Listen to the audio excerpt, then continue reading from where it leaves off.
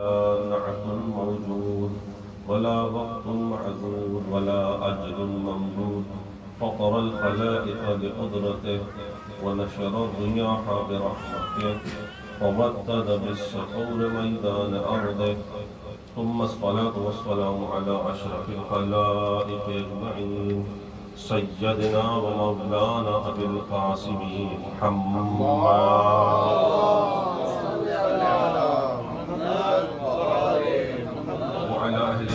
الطيبين الطاهرين المعصومين المظلومين ولعنة الدائمة على أعدائهم أجمعين.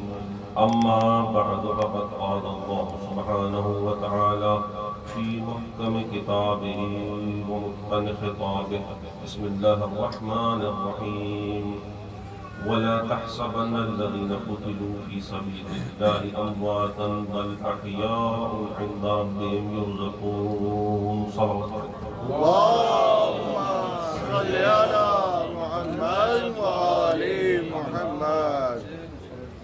عزاداران امام مظلوم کربلا، آج 2 محرم 1446 ہجری اور بہت ہی خوش نصیبی ہم سب کی کہ ہم اس فضائے حسینی میں سانس لے رہے ہیں اور امام حسین کا غم منانے کے لیے یہاں پر جمع ہے فرش عزا پر. اور اس فرش عزا کی خصوصیت یہ بھی ہے کہ یہاں پر آنے والے سے یہ نہیں پوچھا جاتا کہ تیرا مذہب کیا ہے. یہاں پر آنے والا کوئی بھی ہو، شرط یہ ہے کہ اس میں انسانیت کی رمق باقی، انسان ہو کسی بھی مذہب کا ہو کہیں کا ہو یہاں پر آئے اور حسینیت کا درس لے کے جائے، کیونکہ یہ مکتب حسینی ہے. وہ جو 61 ہجری میں کربلا آباد ہوئی تھی اس کو مقتل تھا لیکن وہ مکتب میں بدل گیا، مکتب میں بدل گئی، یونیورسٹی بن گئی. ابھی امام حسین کی یونیورسٹی، حسین ابن علی کی یونیورسٹی چپا چپا پہ، مجھے نہیں معلوم کہ کس کس جگہ پر مجلسیں ہو رہی ہیں، لیکن میرا نہیں خیال کہ کوئی ایسا شہر ہو، کوئی ایسا ملک ہو جہاں پر عزاداری سید الشہداء نہ ہو رہی. ہر مقام پر عزاداری سید الشہداء ہو رہی. لیکن دنیا آج بھی وہی اعتراض، وہی سوال کرتی ہے کہ ہم روتے کیوں ہیں، ہم یہ سینہ زنی کیوں کرتے ہیں. اور جو میں نے آیت پڑھی آپ کے سامنے سورہ آل عمران کی اور سورہ بقرہ میں بھی اس سے ملتی جلتی آیت ہے کہ گمان نہ کرنا، خدا کہہ رہا ہے وَلَا تَحْسَبَنَّ الَّذِينَ، گمان نہ کرنا وہ لوگ جو اللہ کی راہ میں قتل ہو گئے.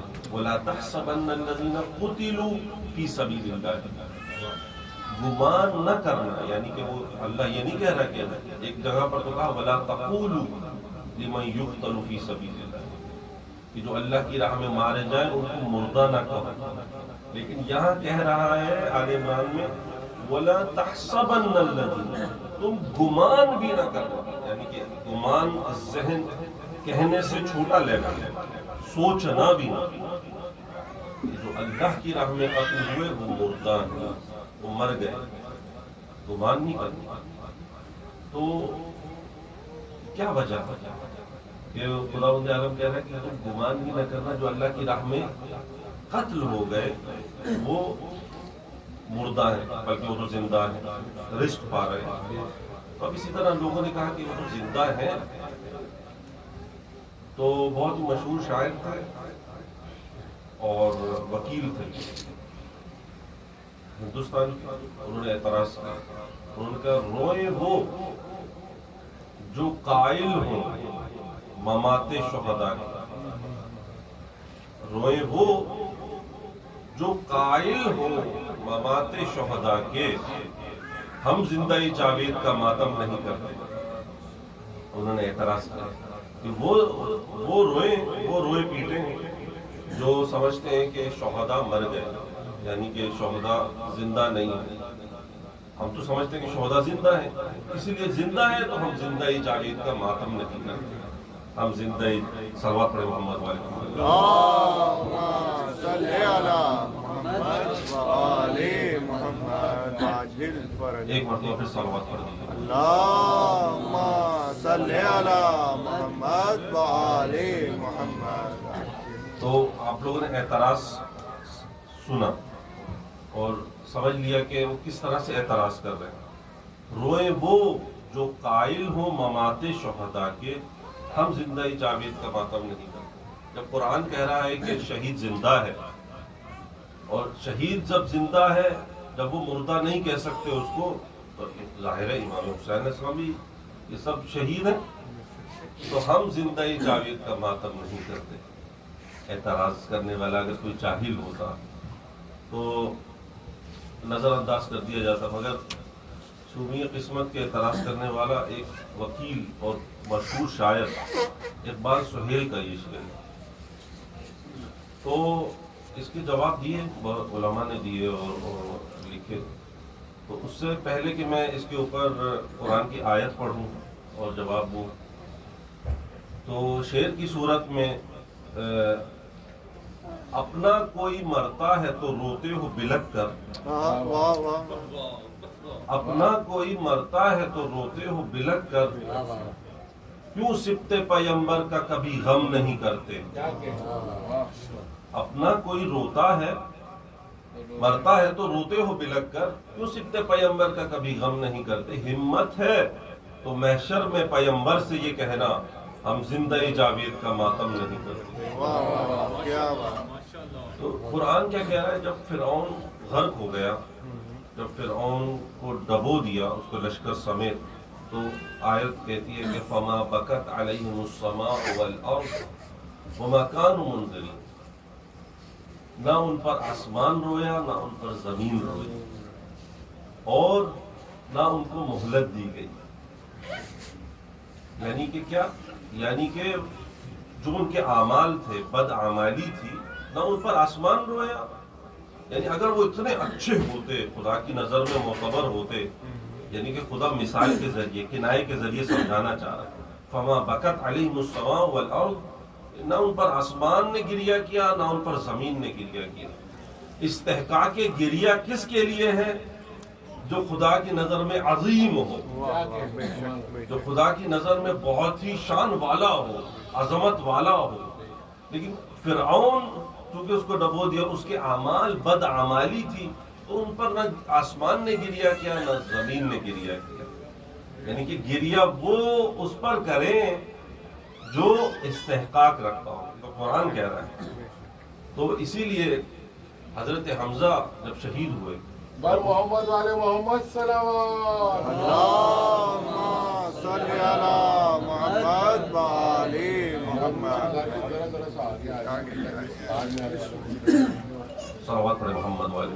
اللہم صلی علی محمد و آل محمد. تو میں یہ عرض کر رہا تھا کہ حضرت حمزہ جب شہید ہوئے، اور ان کی بہن تھی صفیہ، مولا علی کی کیا لگی ہوں؟ پھوپھی. مولا علی کے چچا تھے حضرت حمزہ، اور حضرت حمزہ احد میں شہید ہوئے. بہت مرتبہ تھا حضرت حمزہ کا. رسول خدا کے بھی چچا تھے، رسول خدا بڑا احترام کرتے تھے حضرت حمزہ کا. حضرت حمزہ کو اس وقت سید الشہداء کہا گیا، یعنی کہ ایسے شہید تھے جن کو کہا گیا کہ یہ سید الشہداء. لیکن آج اگر ہم بات کریں کہ حضرت سید الشہداء، تو آج یہ مخصوص ہو گیا حضرت امام حسین علیہ السلام کے ساتھ. لیکن امام حسین کی کربلا کے واقعے سے پہلے، امام حسین کی شہادت سے پہلے یہ کس کے لیے مخصوص تھا؟ سید الشہداء، شہیدوں کے سردار حضرت حمزہ علیہ السلام. تو جب وہ شہید ہوئے تو صفیہ آئیں اور آ رہی تھی، تو رسول خدا نے کہا مولا علی کو کہ ان کی لاش پر چادر ڈال دو. صفیہ اور چادر ڈال دی گئی، اور مولا علی نے اور اپنی عبا اتار کر ڈالی، اور دیکھا کہ صفیہ آئی، اور صفیہ آ کر رونے لگی، اور اونچا اونچا گریہ کرنے لگی. تو تاریخ کہتی ہے کہ جب صفیہ نے گریہ کرنا شروع کیا، تو رسول خدا نے بھی اونچا اونچا گریہ کرنا شروع کیا. جو صفیہ گریہ بڑھاتی جا رہی تھی، گریہ اونچی آواز کرتی جا رہی تھی، اور رسول خدا بھی اسی طرح گریہ کر رہے تھے حضرت حمزہ کی لاش پر، حضرت حمزہ کی شہادت پر. تو رسول خدا روک نہیں رہے، منع نہیں کر رہے صفیہ کو، لیکن خود بلکہ گریہ فرما رہے ہیں، گریہ کر رہے ہیں، اور گریہ کرتے ہوئے کہہ رہے ہیں کہ کاش رونے والیاں حمزہ پر رونے والیاں ایسی طرح گریہ کریں۔ اور حضرت جعفر طیار بھی کون ہے؟ مولا علی کے بھائی، جس طرح شہید ہوئے جنگ تبوک میں، جنگ تبوک میں جب شہید ہوئے ان کے دونوں بازو قلم ہو گئے تھے، اسی لیے جعفر طیار ان کو اللہ نے دوپہر عطا کیے جنت میں، طیار۔ تو حضرت جعفر طیار پر رسول خدا نے کیا فرمایا، یعنی کہ بیوی زہرا نے گریہ کیا اور سب لوگ، تو فرمایا کہ علی مثل جعفر فلیتبکل بواکی، یعنی کہ جعفر کی مثل جیسے لوگ ہیں اس پر گریہ کرنے والوں کو گریہ کرنا چاہیے۔ یہ نہیں کہا کہ جعفر پر گریہ کرو، یہ اگر ہوتا تو حکم ہو جاتا، کہا جعفر کی طرح، علی مثل جعفر، جعفر، اور جو جعفر سے بھی بڑھ کر جائے، جعفر کی عظمت سے بھی بڑھ جائے، اس پر گریہ کرنے والوں کو کیا کرنا چاہیے؟ اس پر ماتم کرنا چاہیے۔ صلوات محمد وعلیہ اللہم صلی علی محمد وعلی محمد۔ اب ایک نفسیاتی مثال دے دوں۔ ایک بچہ پیدا ہوا دنیا میں، اور باپ بھی پریشان ہے، ماں بھی پریشان ہے، اور ہاسپٹل والے بھی پریشان ہیں، سب پریشان ہیں، ڈاکٹر بھی پریشان ہیں۔ کیا ہوا صاحب کہ بچے کی ولادت ہو گئی ہے لیکن کوئی آواز نہیں آئی، بچے کی آواز، بچہ مردہ ہے، بچہ نہ جانے کیا ہو گیا ہے بچوں کو، تو سب پریشان ہیں۔ اب بچہ جو ہے سانس ہلکے ہلکے سے لے اور آواز بھی نکل گئی، لیکن اچانک سے بچے نے رونا شروع کیا، اب سب خوش ہو گئے۔ بچے نے رونا شروع کیا تو سب خوش ہو گئے، اب سب ایک دوسرے کو مبارکبادیں دے رہے ہیں۔ تو کیا ہوا صاحب؟ کہ اب یہ زندہ ہے، اب یہ زندہ رہے گا، اس کو زندگی ملی ہے۔ کیونکہ کیسے پتا چلا آپ کو؟ کہا یہ رو پڑا ہے، تو رونا علامت ہے زندگی کی۔ جب تک رویا نہیں تھا سمجھے تھے کہ یہ مردہ ہے، اب رو پڑا تو پتا چل گیا یہ زندگی ہے۔ اسی لیے ہم دنیا کو رو کر بتاتے ہیں کہ دنیا والوں، دنیا میں جینا جانتا وہی ہے جو رونا جانتا ہے۔ صلوات پڑھے محمد علیہ۔ اللہم صلی علی محمد وعلی محمد۔ تو اس شعر کے جواب میں، کیا رو گے ان کو جو ہلاک ابدی ہیں، کیا رو گے ان کو جو ہلاک ابدی ہیں، کیوں زندہ جاوید کا ماتم نہیں کرتے؟ انہوں نے کہا ہم زندہ جاوید کا ماتم نہیں کرتے۔ تو علامہ علی نقی نقن نے کہا کہ کیا رو گے ان کو جو ہلاک ابدی ہیں، کیوں زندہ جاوید کا ماتم نہیں کرتے، اور کیوں سبت پیمبر کا کبھی غم نہیں کرتے؟ تو یہ ہماری مجلسیں، یہ ہمارا رونا اس لیے ہے کہ ہم شہیدوں کی یاد مناتے ہیں، اور شہیدوں کی یاد صرف یاد ہی نہیں مناتے، ان کی شہادت کا فلسفہ بیان کرتے ہیں یہاں پر، ان کی زندگی کا مقصد بیان کرتے ہیں، اور بتاتے ہیں دنیا والوں کو کہ ہم حسین ابن علی کی یاد کیوں منا رہے ہیں۔ تو عزیزان محترم، قرآن مجید میں ایک سورہ مبارکہ جو آپ نے سن رکھا ہوگا، والعصر، قرآن میں اللہ نے بہت سی قسمیں کھائی ہیں، والفجر والتین والشمس والقمر، اور اسی طرح سے قسم کھائی والعصر، یعنی کہ عصر کی قسم، وقت کی قسم، تیز دوڑتے ہوئے وقت کی قسم۔ کیا قسم؟ ان الانسان لفی خسر، سارے انسان خسارے میں، سب انسان گھاٹے میں، سب انسان جو ہے نقصان میں، مگر کون نقصان میں نہیں ہے؟ الا الذین آمنوا وعملوا الصالحات۔ وقت کی قسم کھا کر بتا رہا ہے کہ کون گھاٹے میں ہے اور کون فائدے میں ہے۔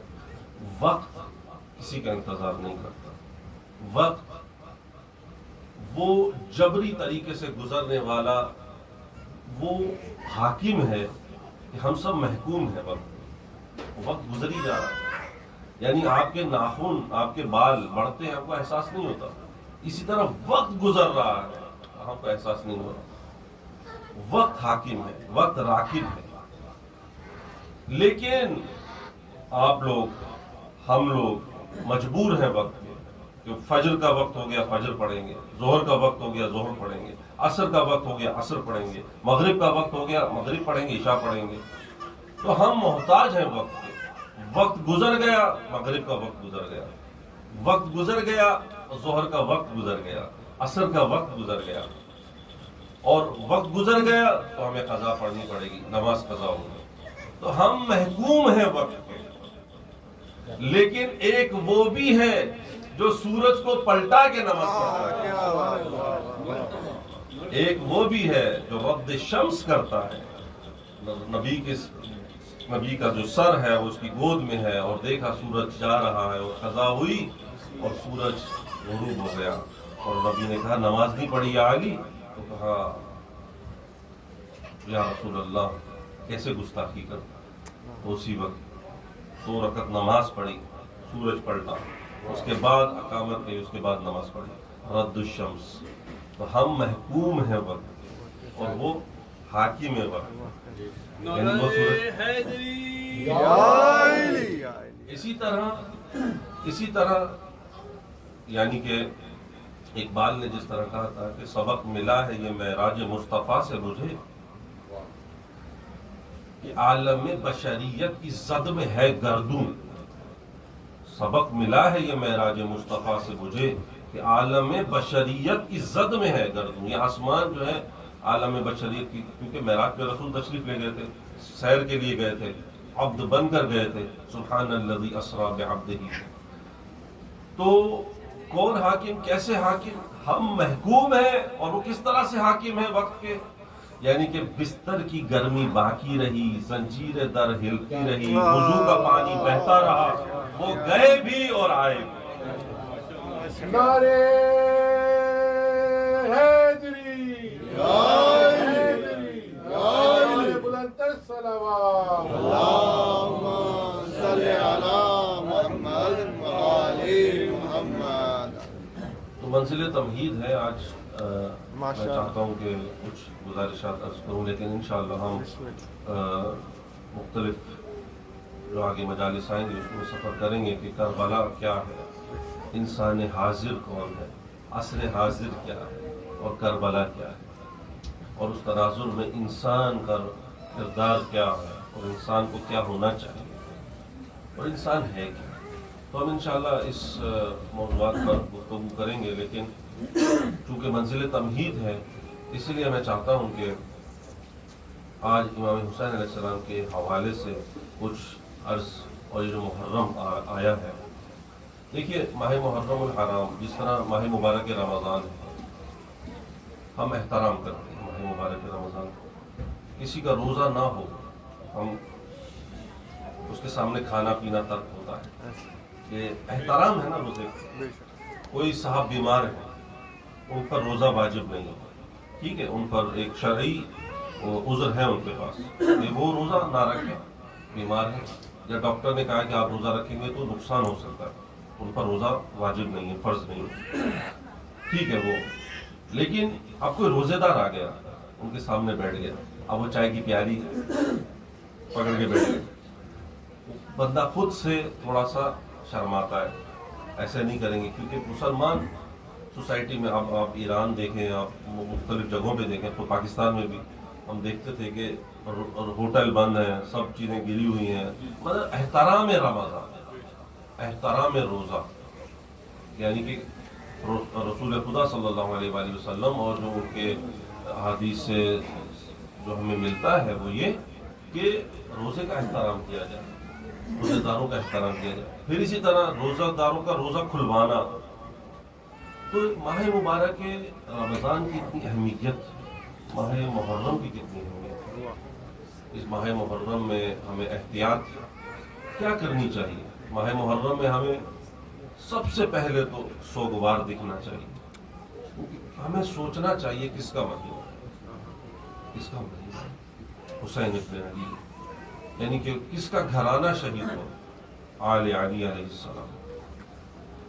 اور اس مہینے میں کتنی، یعنی کہ ہم ائمہ کی سیرت پر چلنے والے لوگ ہیں، ہم ائمہ کو فالو کرنے والے ہیں، تو جو ائمہ کی سیرت دیکھتے ہیں تو جس طرح سے میں نے کل کی مجلس میں عرض کیا تھا کہ امام صادق تو دیکھتے تھے ہلال محرم گریا ہو رہا، رو رہے، اس طرح امام رضا جب جا رہے ہیں کسی وادی میں، دیکھا چاند نکل آیا اور معلوم ہوا کہ محرم کا چاند ہے، بس فرش عزا بچھا وہیں پر، اور کسی کو کہا مرثیہ سن۔ تو احترام ہے ہمارے علماء۔ یہ کالا لباس کہاں سے نکلا؟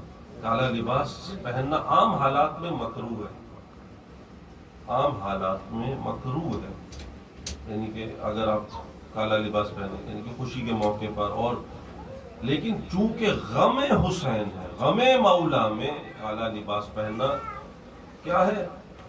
اجر و ثواب ہے، ٹھیک ہے، یعنی کہ آپ واجب نہ کہیں لیکن مستحب ہے کہ کالا لباس پہنے، یعنی کہ انسان سوگوار دکھائی دے، غم والا، اس کے چہرے پر غم ہو۔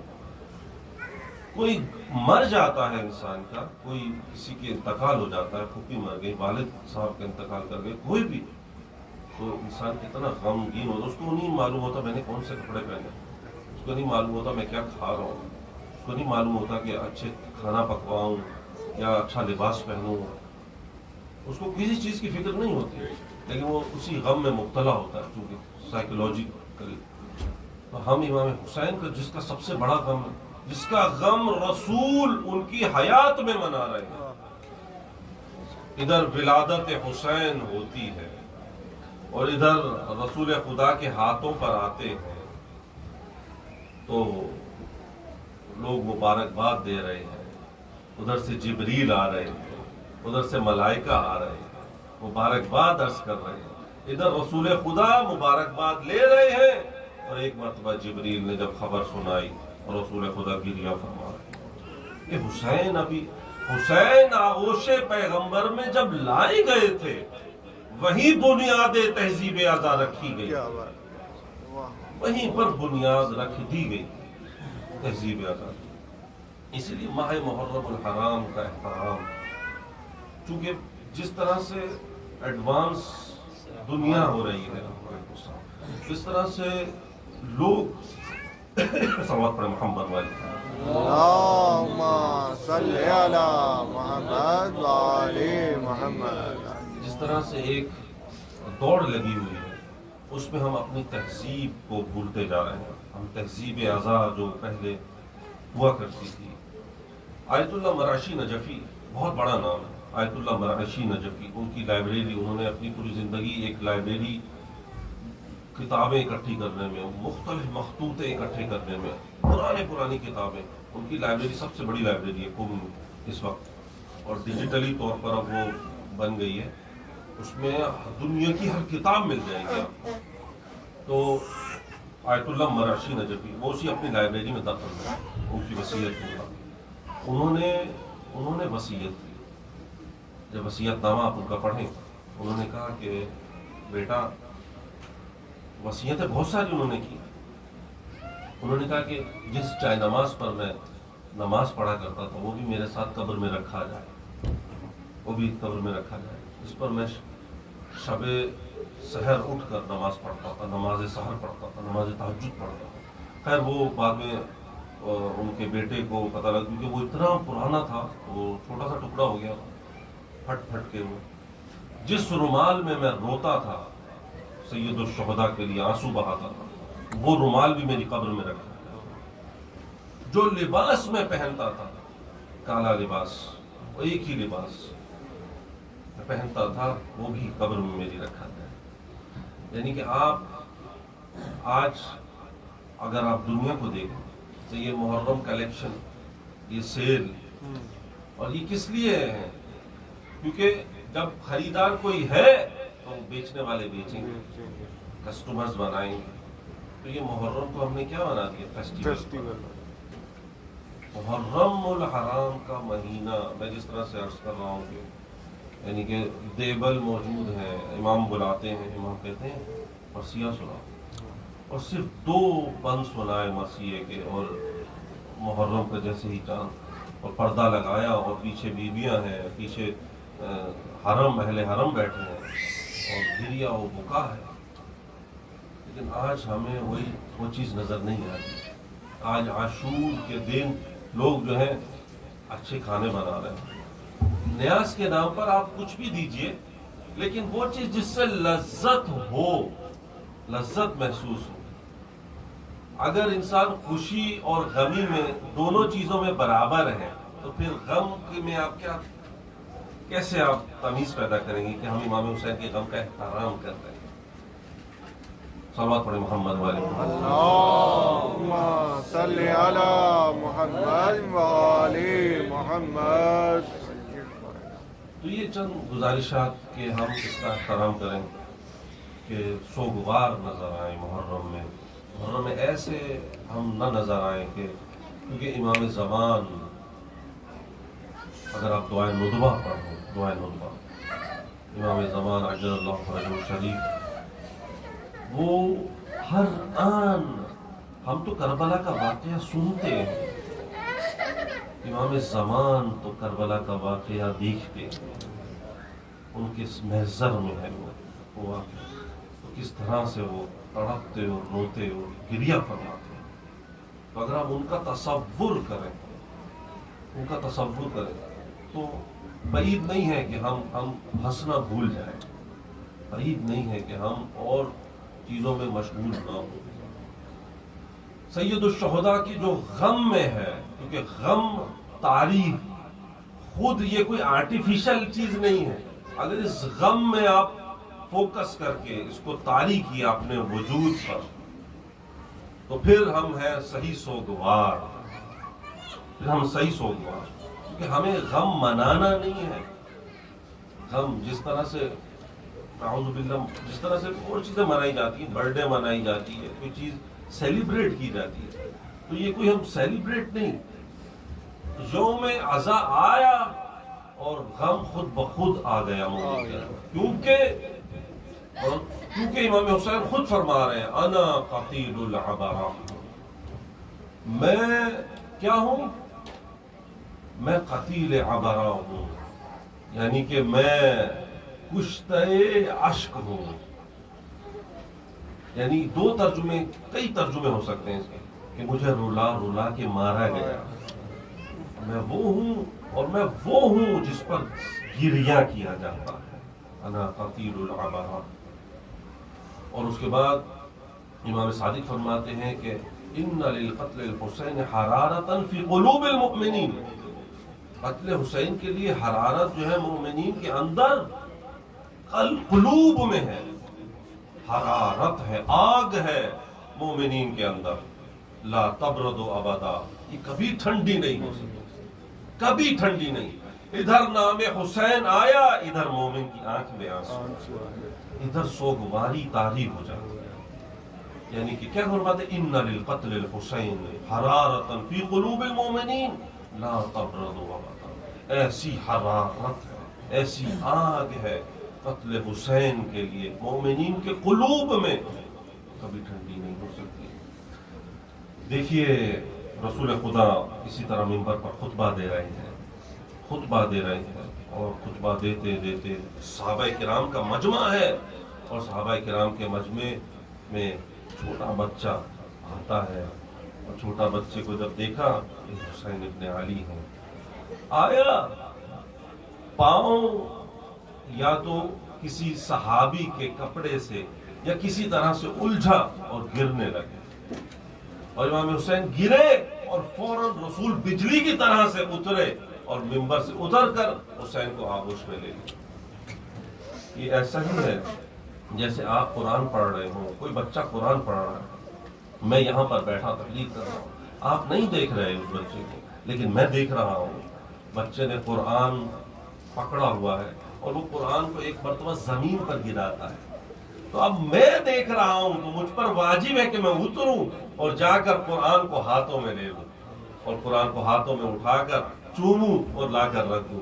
اسی طرح رسول دیکھ رہے ہیں حسین گرنے لگے ہیں، اترے، حسین کو آغوش میں لیا، اور صرف آغوش میں نہیں لیا، لے کر آئے منبر پر اور آ کر کہا ایھا الناس اب جو خطبہ تھا وہ ختم ہو گیا. ایھا الناس ھذا حسین، یہ حسین ہے، فاعرفوہ، اس کی معرفت حاصل کرو، اس کا عرفان حاصل کرو، اس کو پہچان لو. وانصروہ، اور جب یہ مدد کے لیے بلائے تو اس کی مدد کرنا. وانصروہ، اس کی نصرت کرنا. یہ ہے حسین، یعنی کہ اتنا مرتبہ ہے. بس عزیزو، آج ہم 2 محرم ہے، 2 محرم اور ورود کربلا ہے. حسین ابن علی 28 رجب کو مدینہ سے نکلے، اور جب ولید نے بلایا تو دربار میں کہا یہ خط آیا ہے یزید سے. کہا خط آیا ہے؟ کہا تم بھی سوچو، ہم بھی سوچیں گے. رات کے اس تاریکی میں بیعت نہیں ہو سکتی. اور پھر فرمایا کہ مثلی لا یباعی مثل، مجھ جیسا اس جیسے کی بیعت نہیں کر سکتا. اور ایک مرتبہ خروج کا ارادہ کر لیا. ابن زبیر موجود تھا، عبداللہ ابن زبیر، عبداللہ ابن عمر بھی موجود تھا، اور عبد الرحمن ابن ابی بکر بھی موجود تھے، اور امام حسین بھی. مدینہ میں یہ 4 بڑی شخصیات ہیں. امام حسین بہت ہی واضح اور نمایاں، اور اس وقت سب سے افضل شخصیت امام حسین. امام حسین علیہ السلام سے پوچھتے ہیں سب کہ آپ کا کیا ارادہ ہے؟ امام کہتے ہیں یزید کی بیعت نہیں ہو سکتی، خروج کرنا پڑے. تو عبداللہ ابن زبیر روکتا ہے، اور اس کے بعد وہ چھپ کے مکے نکل گئے. عبد الرحمن ابن ابی بکر وہ عبادت گزار اور ایسا بندہ تھا، انہوں نے کہا اس سے کوئی ڈر نہیں ہے، یہ مان لے گا. عبداللہ ابن عمر بھی بیعت میں آ گیا. اس نے کہا کہ امام حسین آپ بھی کچھ ایسا بیچ کا راستہ اختیار کیجئے کہ جس طرح صلح امام حسن کے بعد آپ خاموش رہے اسی طرح خاموش رہیے، تو یہ خود بخود ختم ہو جائیں گے، بعد میں چلے جائیں گے اور آپ کا نقصان نہیں پہنچے گا. امام نے کہا اب نہیں ہو سکتا. جب یزید جیسا حاکم آ جائے، ممبر پر بیٹھ جائے، تخت پر بیٹھ جائے، تو علی الاسلام السلام، تو ایسے اسلام کو سلام. اگر یزید جیسا حاکم ہو اسلام میں تو ایسا اسلام کو سلامتی ہو، سلام تو نہیں ہو سکتا. تو امام حسین نے بس نکلنے کا ارادہ کر لیا. امام حسین سے کوئی حدیث منقول نہیں ہے لیکن اس وقت سے ہیں جب سے 60 ہجری یا خطبہ مینا دیا تھا 2 سال پہلے نکلنے سے، 60 ہجری سے پہلے 58 ہجری. اس کے علاوہ امام حسین علیہ السلام سے اتنی زیادہ احادیث منقول نہیں. حدیث کی کتابوں میں اتنی عبرت والی بات ہے. 10 سال کا عرصہ امامت ہے امام حسین، کوئی حدیث نہیں ہے امام حسین سے. اور حدیث تب ملتی ہے جب امام حسین ارادہ کرتے ہیں. امام حسین علیہ السلام نکلتے ہیں تو انشاءاللہ اس پر ہم وصیت جو انہوں نے کی تھی اس پر ہم گفتگو کریں گے. لیکن ایک مرتبہ تیاری کا حکم دیتے ہیں عباس کو کہ عباس تمام مہمانوں کو تیار کرو، عباس تمام کجاووں کو تیار کرو، تمام لوگ جو رہ گئے ہیں ان سب کو تیار کرو. ایک ایک کر کے لسٹ بنائی اور تیاری کا شروع ہوا. اب علی اکبر ہیں، قاسم ہیں، اون محمد ہیں، اور اس کے علاوہ امام حسین کے اصحاب میں سے کچھ لوگ ہیں، اور اس کے بعد سیدانیاں ہیں. سب تیار ہو رہے ہیں. اب محمل تیار ہو رہے ہیں، کجاوے تیار ہو رہے ہیں. کیا ہے؟ خروج ہے. ایک مرتبہ نانی کو پتہ لگا. نانی کو، نانی کون ہے؟ حسین کی ام سلمہ. ام سلمہ، ام سلمہ کو جب پتہ لگا کہا بیٹے سنا ہے عراق، کہاں جانے کا ارادہ ہے؟ کہا نانی عراق. نانی کو کچھ یاد آ گیا. کہا بیٹے جب تو چھوٹا تھا تو رسول خدا نے، تو ایک مرتبہ سینے پر سوار ہوا اور رسول روتے جاتے تھے اور ہاتھ یوں مٹھی بند کر کے تجھے دیکھتے جاتے تھے، اور ایک مرتبہ وہ مٹھی مجھے دی تھی تیرے مقتل کی اور کہا تھا کہ یہ رکھ لینا، اور ایک نام لیا تھا عراق. بیٹے ہر جگہ جانا مگر عراق نہ جانا. کہا نانی عراق جانا طے ہوا، یہ وعدہ طفلی ہے.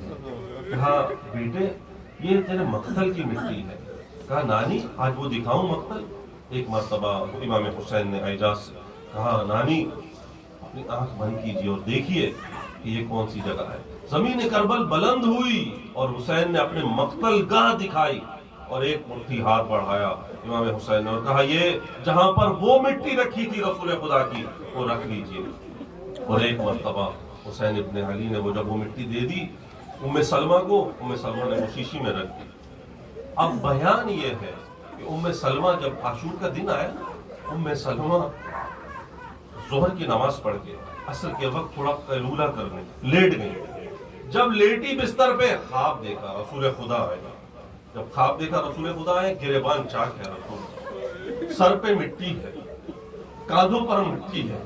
رسول خدا کی حالت دیکھ کر ام سلمہ کہتی ہے یا رسول خدا یہ آپ کو کیا ہوا؟ کہا دیکھا تو سو رہی ہے اور حسین میرا شہید ہو گیا, میں حسین کے ساتھ جنازے اٹھا کر آیا ہوں.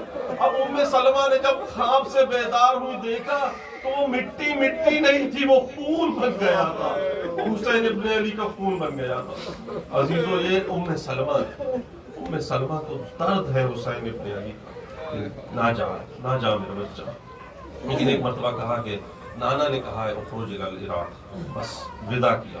اب امام حسین علیہ السلام آئے نانا کے روضے پر, نانا کے روضے پر آئے ہیں اور رسول خدا کے روضے پر آ کر گریہ کیا, نماز پڑھی اور اس کے بعد کچھ دیر کو آنکھ لگی.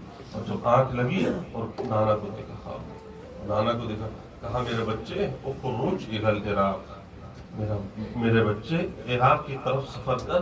کہا نانا آپ کی امت کی شکایت کرنا چاہتا ہوں نانا, اب مدینہ رہنے کے قابل نہیں رہا, مدینہ چھڑوایا جا رہا ہے حسین. نانا میں جا رہا ہوں. کہا حسین ان اللہ شاء یراک قتیلا, اللہ چاہتا ہے کہ تجھے اپنی راہ میں قتل ہوتا دیکھے. بس حسین ابن علی اٹھے اور ہوتے ہوئے اور ایک مرتبہ ودا کرتے ہوئے کہ روایت میں ہے کہ امام حسین بھیا سے ودا ہوئے, امام حسن کی قبر سے ودا ہوئے اور بڑے قدم جما کے جا رہے تھے. امام نانا کی قبر پر گئے, بڑے قدم جما کر جا رہے تھے, بڑے اعتماد کے ساتھ جا رہے تھے. ایک مرتبہ اماں کی قبر سے ودا ہونے کے لیے جب جا رہے تھے تو ایسے دوڑے جیسے بچہ دوڑتا ہے, ماں کی قبر پر جا کر لیٹ گئے. اور اسی طرح جب رسول خدا کی قبر پر آئے تو میرا انیس نے کہا کئی دن سے تیری مادر کو نہیں قبر میں چین, رات کو آئی تھی کرتی ہوئی بہن اور گھر میرا لٹتا ہے فریاد رسول الثقلین, صبح کو اپنا وطن چھوڑ کے جاتا ہے حسین. کہنے آئی ہوں کہ قبر سے منہ موڑوں گی میں, اپنے بچے کو اکیلا تو نہ چھوڑوں گی میں. بس حسین ابن علی ایک مرتبہ تیار ہوئے.